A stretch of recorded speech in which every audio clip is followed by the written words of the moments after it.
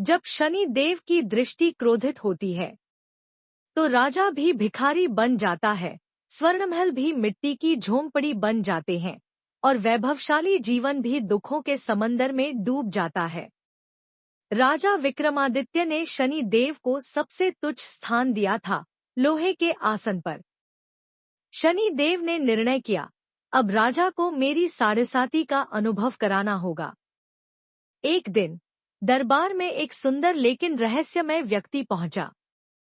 उसके पास था एक अद्भुत घोड़ा, काला, तेज और शक्तिशाली। उसने राजा से कहा, महाराज, यह घोड़ा उड़ सकता है। यह जिस पर सवार हो जाए उसकी किस्मत बदल देता है। राजा को घोड़ा बहुत पसंद आया।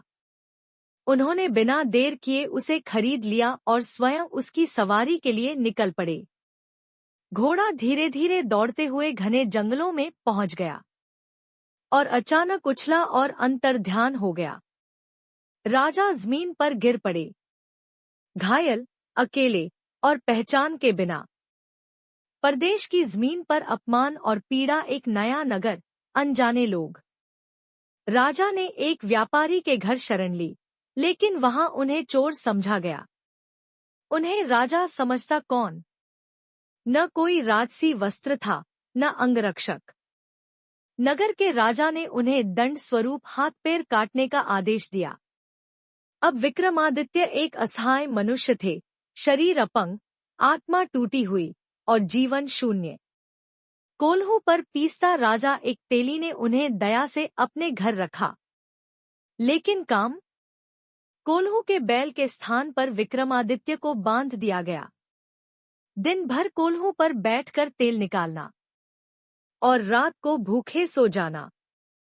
जिसने कभी राजमहल के सिंहासन पर बैठकर न्याय किया था, आज वह कोल्हू पर बैठकर तेल निकाल रहा था।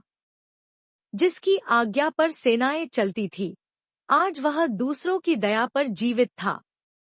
कोल्हू पर बैठा राजा कोई शिकायत नहीं करता, न भगवान को दोष देता, न भाग्य को। वह बस गाता है, राग मल्हार, राग भैरवी। उन्हीं रागों को सुनती है नगर की राजकुमारी मोहिनी। उसे इस अपाहिज व्यक्ति में कुछ दिव्यता दिखती है।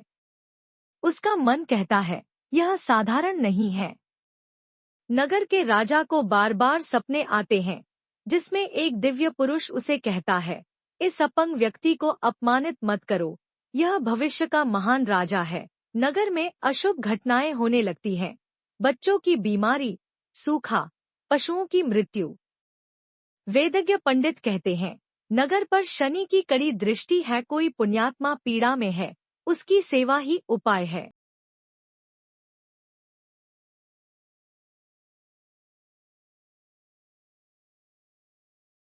विक्रमादित्य हर कष्ट को धैर्य से सहते हैं। शनि देव देखते हैं, राजा ने उन्हें सबसे नीचे स्थान दिया था, परंतु अपने कष्टों के लिए उन्हें दोष नहीं दे रहे। वह न तो ईश्वर को कोस रहे हैं, न अपनी नियति को। शनि देव स्वयं प्रकट होते हैं, काली मूर्ति, स्वर्ण मुकुट और शांत लेकिन गंभीर स्वर। शनि देव, राजन, तुम्हारी साढ़ेसाती पूरी हुई। तुमने कष्ट झेला पर धैर्य नहीं खोया। अब समय है तुम्हें तुम्हारी प्रतिष्ठा लौटाने का। एक दिव्य प्रकाश में राजा के हाथ पैर पुनः जुड़ जाते हैं। उनका शरीर बलवान और तेजस्वी हो जाता है। नगरवासी आश्चर्यचकित है। मोहिनी का हृदय आनंद से भर उठता है। नगर के राजा ने स्वयं हाथ जोड़कर क्षमा मांगी और उन्हें ससम्मान विदा किया। शनि केवल दंड नहीं देते, वे परीक्षा लेते हैं।